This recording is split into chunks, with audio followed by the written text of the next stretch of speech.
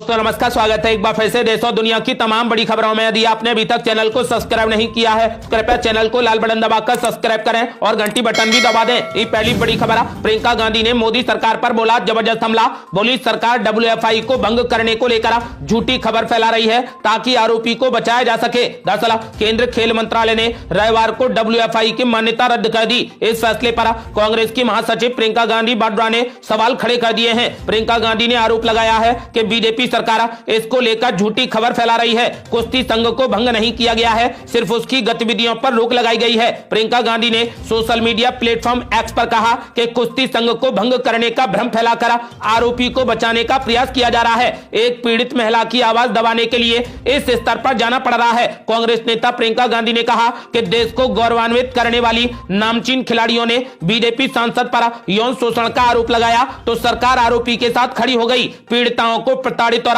आरोपी को पुरस्कृत किया। प्रधानमंत्री और गृह मंत्री के कान पर जूं तक नहीं रहेंगी। उन्होंने कहा कि महिला पहलवानों से आंदोलन वापस लेने के एवज में दिए गए आश्वासन को गृह मंत्री भूल गए। प्रियंका गांधी ने कहा कि अहंकार की पराकाष्ठा यह है कि जिस बीजेपी सांसद पर महिला खिलाड़ियों के यौन शोषण का आरोप है उसने खुद यह भी फैसला करवा लिया कि अगला नेशनल गेम उसी के जिले और उनके ही कॉलेज ग्राउंड पर खेला जाएगा। इस अंधेरगर्दी और अन्याय से हारकर ओलंपिक विजेता साक्षी मलिक ने कुश्ती ही छोड़ दी। खिलाड़ी अपने पुरस्कार वापस करने लगे तो सरकार अफवाह फैला रही है। प्रियंका गांधी ने आरोप लगाया कि जहां भी किसी महिला पर अत्याचार होता है ये सरकार अपनी पूरी सत्ता की ताकत के साथ आरोपी को बचाती है, वो पीड़ितों को ही प्रताड़ित करती है। आज हर क्षेत्र में महिला नेतृत्व की बात होती है लेकिन सत्ता में बैठे लोग ही आगे बढ़ रही महिलाओं को प्रताड़ित करने, दबाने और हतोत्साहित करने में लगे हैं। प्रियंका गांधी ने कहा कि देश की जनता और देश की महिलाएं ये सब देख रही हैं। आपको बता दें कि प्रियंका गांधी ने मोदी सरकार पर जबरदस्त हमला करते हुए कहा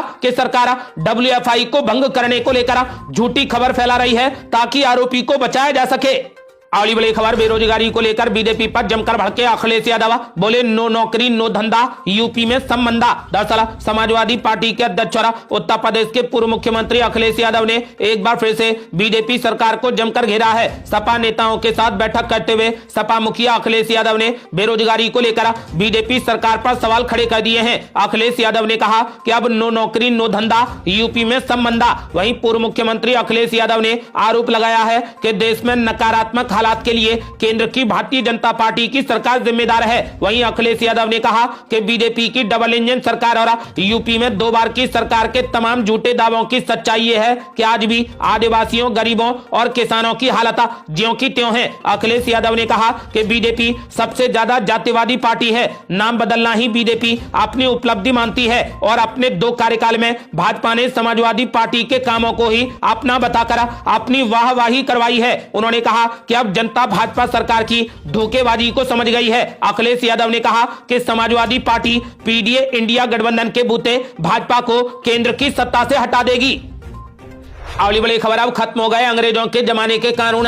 3 आपराधिक विधेयकों को राष्ट्रपति ने दे दी मंजूरी। दरअसल राष्ट्रपति द्रौपदी मुर्मू ने 3 नए आपराधिक न्याय विधेयकों को अपनी मंजूरी दे दी है। इसी के साथ ये तीनों ही विधेयक अब कानून बन गए हैं। इसमें भारतीय न्याय संहिता, भारतीय नागरिक संहिता और भारतीय सक्षम अधिनियम शामिल हैं। अब ये तीनों ही कानून भारतीय दंड संहिता, भारतीय दंड प्रक्रिया और भारतीय साक्ष्य अधिनियम की जगह लेंगे। इससे पहले दोनों ही सदनों में इन विधेयकों को मंजूरी मिल गई थी। पिछले सप्ताह संसद में इन विधेयकों को नए सिरे से पेश किया गया था। आपको बता दें कि राष्ट्रपति द्रौपदी मुर्मू ने अब तीनों ही आपराधिक विधेयकों को अपनी मंजूरी दे दी है।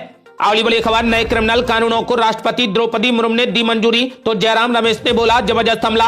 बोले श्री 420 नहीं तो श्री G20 ही सही। दरअसल संसद के शीतकालीन सत्र में दोनों सदनों से पास किए गए 3 संशोधित आपराधिक विधेयकों को राष्ट्रपति द्रौपदी मुर्मू की मंजूरी मिल गई है। इसको लेकर कांग्रेस नेता जयराम रमेश ने अपनी प्रतिक्रिया दी। उन्होंने तंज कसते हुए कहा कि भारतीय दंड संहिता यानी IPC की सबसे मशहूर धारा 420 अब इतिहास बन गई है। सोशल मीडिया प्लेटफॉर्म एक्स पर कांग्रेस नेता ने कहा कि भारत के 146 सांसदों के जानबूझकर निलंबन किए जाने के बाद पिछले हफ्ते संसद में पारित किए गए 3 आपराधिक न्याय विधेयकों को अब राष्ट्रपति की मंजूरी मिल गई है। उन्होंने कहा कि कई प्रतिष्ठित वकील और ज्यूरिस्ट समाज के सबसे वंचित वर्गों के लिए इसके विनाशकारी परिणामों की ओर पहले ही इशारा कर चुके हैं। जयराम रमेश ने बिना नाम लिए PM मोदी पर निशाना साधते हुए कहा कि कोई बात नहीं, श्री 420 नहीं तो श्री G20 ही सही।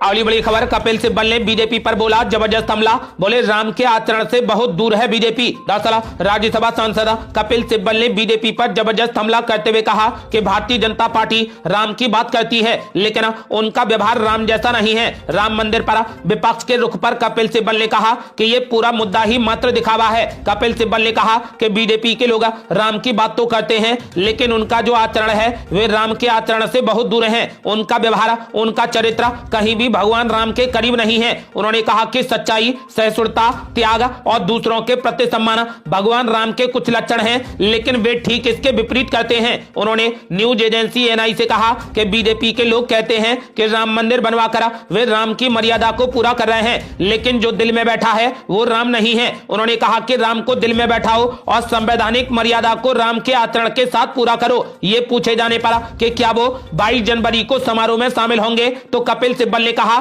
कि राम तो मेरे दिल में है, मैं कोई काम दिखावे के लिए नहीं करता हूं। बता दें कि कपिल सिब्बल का यह बयान ऐसे समय में आया है जब अयोध्या में रामलला का भव्य मंदिर बनकर लगभग तैयार हो चुका है और मंदिर के उद्घाटन, रामलला के अभिषेक और प्राण प्रतिष्ठा की तैयारियां जोरों पर चल रही हैं।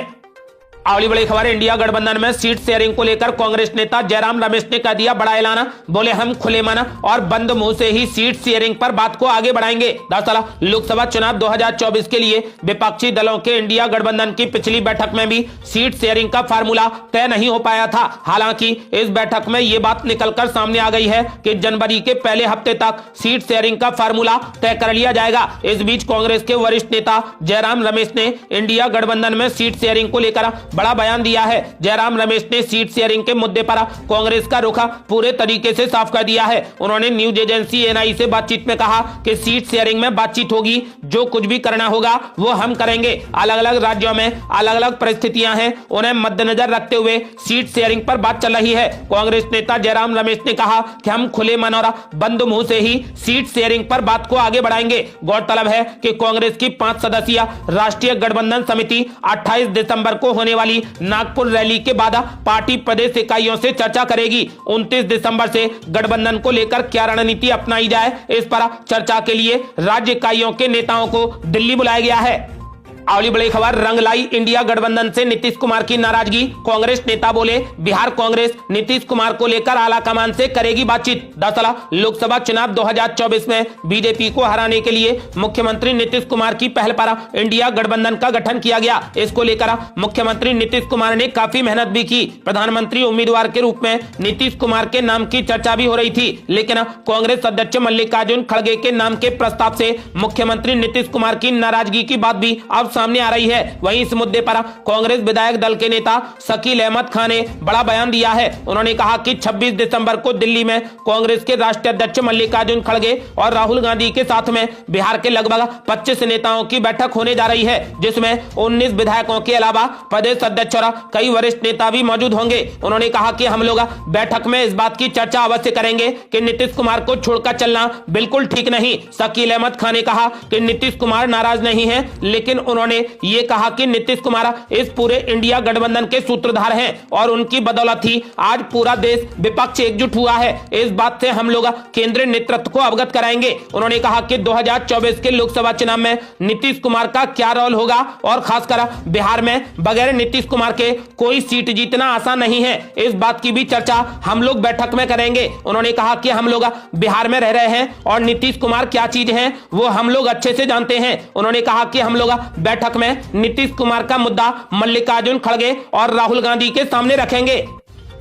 अगली बड़ी खबर, राहुल गांधी के समर्थन में उतरे कपिल सिब्बल। बोले संवैधानिक पदों का जो अपमान हो रहा है वो लोकतंत्र को खत्म करने के लिए हो रहा है। दरअसल तृणमूल कांग्रेस के निलंबित सांसद कल्याण बनर्जी की ओर से उपराष्ट्रपति जगदीप धनखड़ की मिमिक्री करने का विवाद गरमाया हुआ है। भारतीय जनता पार्टी ने इसे उपराष्ट्रपति का अपमान बताया है और इसे लेकर कांग्रेस नेता राहुल गांधी पर भी निशाना साधा है। दरअसल राहुल गांधी संसद परिसर में अपने मोबाइल फोन से कल्याण बनर्जी की मिमिक्री का वीडियो बना रहे थे। अब राज्यसभा सांसद कपिल सिब्बल ने राहुल गांधी का बचाव किया है। कपिल सिब्बल ने कहा कि आखिर वीडियो बनाने में क्या गलत है। न्यूज एजेंसी एनआई से बातचीत में कपिल सिब्बल ने कहा कि राहुल गांधी ने खुद तो वीडियो को आगे बढ़ाने के लिए किसी मंच का इस्तेमाल नहीं किया। कपिल सिब्बल ने कहा कि क्या कोई वीडियो नहीं बना सकता है? अगर कोई मिमिक्री कर रहा है तो उसका वीडियो बनाने का तो अधिकार है। आखिर इसमें गलत काम क्या है? इसमें कोई गलत काम नहीं है। आपको बता दें कि कपिल सिब्बल ने कहा कि राहुल गांधी ने इस वीडियो को किसी प्लेटफॉर्म से शेयर नहीं किया है। जिसने मिमिक्री की उसने कुछ सोच समझकर किया होगा, इसे लेकर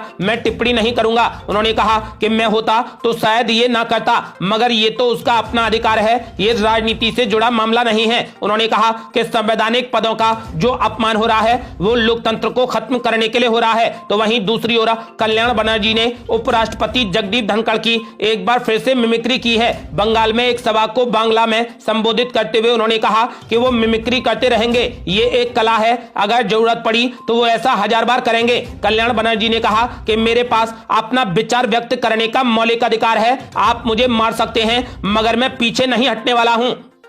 अगली बड़ी खबर, हिजाब बैन को लेकर असदुद्दीन ओवैसी ने कांग्रेस पार्टी पर बोला जबरदस्त हमला। बोले मुख्यमंत्री सिद्धारमैया कहते हैं कि जो चाहे पहन सकते हैं और फिर थोड़ी देर बाद अपने ही बयान से पलट जाते हैं। दरअसल एआईएमआईएम के चीफ असदुद्दीन ओवैसी ने हिजाब बैन को लेकर कांग्रेस पार्टी पर जबरदस्त हमला किया। असदुद्दीन ओवैसी ने कर्नाटक में कांग्रेस की सिद्धारमैया सरकार द्वारा हिजाब बैन नहीं हटाने को लेकर कहा कि अपना ही वादा पूरा नहीं कर पा रहे हैं। हैदराबाद से सांसद असदुद्दीन ओवैसी ने कहा कि उन्हें 7 महीने क्यों लगे और वे पीछे क्यों हट रहे हैं। एक सार्वजनिक बैठक को संबोधित करने के बाद कर्नाटक के मुख्यमंत्री सिद्धारमैया कहते हैं कि आप जो चाहें पहन सकते हैं और फिर 1 घंटे के भीतर वो कहते हैं कि हमें अभी निर्णय लेना है। ये बहुत दुर्भाग्यपूर्ण है। कर्नाटक के मुसलमान निराश महसूस कर रहे हैं। असदुद्दीन ओवैसी ने आगे कहा कि कांग्रेस पार्टी को बैन हटाने को लेकर नोटिस जारी करने में 30 मिनट का समय लगेगा, लेकिन समझ नहीं आ रहा है कि इन्हें कौन रोक रहा है। आपको बता दें कि सिद्धारमैया ने कहा था कि प्रशासन केवल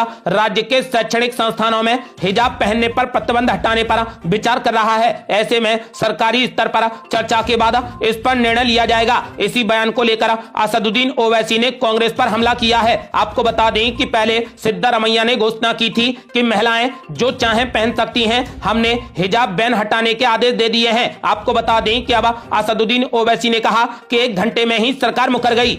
अगली बड़ी खबर, बीजेपी सरकार ने अपना एक और वादा कर दिया पूरा, किसानों को 2 साल का दे दिया बोनस। किसानों ने जमकर मनाया जश्न। दरअसल छत्तीसगढ़ प्रदेश में भारतीय जनता पार्टी की सरकार बनने पर भाजपा सरकार के पूर्व कार्यकाल का बकाया 2 वर्ष के धान का बोनस देने का वादा भारतीय जनता पार्टी द्वारा किया गया था। अपने वादे को पूरा करते हुए आज भारतीय जनता पार्टी ने किसानों के खाते में बोनस की राशि डाल दी है। इसके बाद किसानों ने राजनांदगांव शहर के जय स्तंभ चौक पर पटाखे फोड़कर जमकर जश्न मनाया और एक दूसरे को मिठाई खिलाकर खुशियां बांटी। आपको बता दें कि अपने वादे को पूरा करते हुए प्रदेश की भाजपा सरकार द्वारा पूर्व प्रधानमंत्री अटल बिहारी वाजपेयी की जयंती पर किसानों के खाते में बकाया बोनस की राशि डाल दी गई, जिससे किसानों ने अपनी खुशी जाहिर करते हुए पटाखे फोड़कर जमकर जश्न मनाया।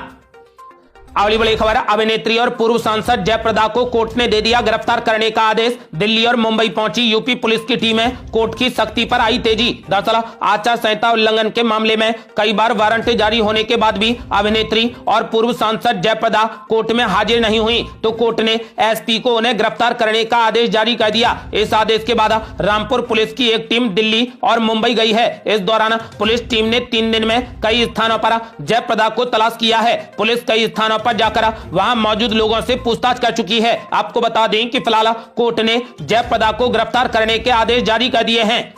अगली बड़ी खबर, मध्य प्रदेश में हुआ कैबिनेट विस्तार। ज्योतिरादित्य सिंधिया और शिवराज सिंह चौहान के समर्थकों को भी मिली जगह है। दरअसल सोमवार को मध्य प्रदेश की मोहन यादव सरकार का पहला कैबिनेट विस्तार हुआ। कैबिनेट विस्तार में कुल 28 मंत्रियों ने शपथ ली। मध्य प्रदेश कैबिनेट में शपथ लेने वाले ज्यादातर नए चेहरे हैं। इस कैबिनेट में पूर्व की शिवराज सरकार के मात्र 6 मंत्रियों को जगह दी गई है। पूर्व की शिवराज सरकार के 10 मंत्रियों को कैबिनेट में जगह नहीं दी गई। इसके साथ ही कैबिनेट में केंद्रीय मंत्री ज्योतिरादित्य सिंधिया के खेमे के 3 विधायकों को मंत्री बनाया गया है, जबकि पिछली सरकार में 7 सिंधिया समर्थक विधायकों को मंत्री बनाया गया था। ऐसे में माना जा रहा है कि नई कैबिनेट में सिंधिया और शिवराज का दबदबा थोड़ा घट गया है। अगली बड़ी खबर, पंडित धीरेन्द्र शास्त्री ने हिंदुओं से की बड़ी अपील, बोले क्रिसमस का बहिष्कार करें, बच्चों को ना बनाएं सांता क्लॉस, हनुमान जी के पास भेजने की दी सलाह। दरअसल मध्य प्रदेश के बागेश्वर धाम के पीठाधीश्वर धीरेन्द्र शास्त्री हमेशा अपने बयानों से सुर्खियों में रहते हैं। धीरेन्द्र कृष्ण शास्त्री कटनी जिले में आश्रम के भूमि पूजन में पहुंचे थे और यहां पर पीठाधीश्वर धीरेन्द्र शास्त्री ने एक बार फिर ऐसा बयान दिया है जिस पर विवाद भी हो सकता है। इस बार उन्होंने ईसाई धर्म के प्रमुख पर्व क्रिसमस को लेकर कहा कि सांता क्लॉस का बहिष्कार करना चाहिए। इसके साथ ही उन्होंने सनातन धर्म को मनाने वाले लोगों से 25 दिसंबर को क्रिसमस डे नहीं मनाने की अपील की। उन्होंने सांता क्लॉस को लेकर कहा कि ठटरी के बंदे हरो करें। धीरेन्द्र शास्त्री ने कहा कि बच्चों को सांता क्लॉस ना बनाकर भगवान हनुमान जी के पास भेजें। 100 करोड़ हिंदुओं को बधाई देते हुए उन्होंने कहा कि देश हिंदू राष्ट्र बन रहा है। नए साल पर 22 जनवरी को दीपावली मनाएंगे। उन्होंने कहा कि हर घर में दीप प्रज्वलित किए जाएंगे। अगली बड़ी खबर, एनडीए गठबंधन या फिर इंडिया गठबंधन, यदि अब हुए लोकसभा के चुनाव तो किसकी बनेगी सरकार? लोगों ने दिए चौंकाने वाले जवाब। दरअसल लोकसभा चुनाव 2024 की घड़ी अब बेहद नजदीक आ गई है। ऐसे में राजनीतिक दलों के अलावा लोगों के बीच भी अटकलों का बाजार गर्म है। सत्ता की चाबी किसे मिलेगी? नरेंद्र मोदी तीसरी बार प्रधानमंत्री बनेंगे या किसी और की किस्मत जागेगी? बीजेपी से मुकाबला करने के लिए करीब आए 28 दलों के विपक्षी गठबंधन इंडिया का क्या होगा? इस तरीके के तमाम सवाल लोगों के जहन में है। इस बीच अगले साल लोकसभा के चुनाव होने के मद्देनजर एबीपी न्यूज ने लोगों का मन टटोला है। एबीपी न्यूज के लिए सी वोटर ने 2024 को लेकर पहला ओपिनियन पोल किया है जिसके आंकड़े बेहद चौंकाने वाले हैं। ओपिनियन पोल के मुताबिक यदि आज लोकसभा के चुनाव होते हैं तो सत्तारूढ़ एनडीए गठबंधन कुल 543 सीटों में से सबसे ज्यादा 295 में से 335 सीटें जीतकर तीसरी बार सरकार बना सकता है और कांग्रेस पार्टी को विपक्षी गठबंधन इंडिया के साथ मिलकर 165 से 205 सीटें मिलने का अनुमान है, जबकि अन्य के खाते में 35 से लेकर 65 सीटें जाती दिख रही हैं। यानी कुल मिलाकर लोकसभा की 543 सीटों में से एनडीए गठबंधन को 295 में से 335 सीटें मिलने का अनुमान है, जबकि इंडिया गठबंधन को 165 से 205 सीटें मिलने का अनुमान है। एबीपी सी वोटर के ओपिनियन पोल के मुताबिक वोट शेयर के मामले में आज चुनाव होने पर एनडीए गठबंधन को सबसे ज्यादा 42% वोट शेयर मिल सकता है, तो वहीं इंडिया गठबंधन को 38% वोट शेयर मिलने का अनुमान है, तो वहीं अन्य को 20% वोट शेयर मिलने का अनुमान है। आपको बता दें कि फिलहाल ये सर्वे सी वोटर ने किया है। वैसे आपका क्या मानना है? 2024 के लोकसभा चुनाव में कौन अपनी पार्टी की सरकार बनाने जा रहा है? अपनी राय हमें वीडियो लाइक कर कमेंट बॉक्स में जरूर दें। अगली बड़ी खबर, दरभंगा और आनंद विहार से अयोध्या तक का सफर होगा आसान, 8 नई ट्रेनों को हरी झंडी दिखाएंगे पीएम मोदी। दरअसल अयोध्या में भव्य राम मंदिर के उद्घाटन से पहले प्रधानमंत्री नरेंद्र मोदी दिसंबर महीने के आखिर में रामनगरी जाने वाले हैं। अयोध्या में पीएम मोदी कई कार्यक्रम में हिस्सा लेंगे। इस दौरान वो अयोध्या से चलने वाली 8 नई ट्रेनों को भी हरी झंडी दिखाएंगे। इस कार्यक्रम में अयोध्या से दरभंगा और मालदा टाउन से बेंगलुरु के लिए अमृत भारत ट्रेन को हरी झंडी दिखाई जाएगी। आपको बता दें कि इसके साथ ही वो 6 नई वंदे भारत ट्रेनों को भी देश के अलग अलग हिस्सों के लिए रवाना करेंगे। ये थी अब तक की बेहद बड़ी खबरें। रोजाना की ताजा खबरों को जानने और हमसे जुड़ने के लिए चैनल को लाल बटन दबाकर सब्सक्राइब करें और घंटी बटन भी दबा दें। जल्दी मिलते हैं बड़ी अपडेट के साथ, तब तक के लिए जय हिंद, जय भारत।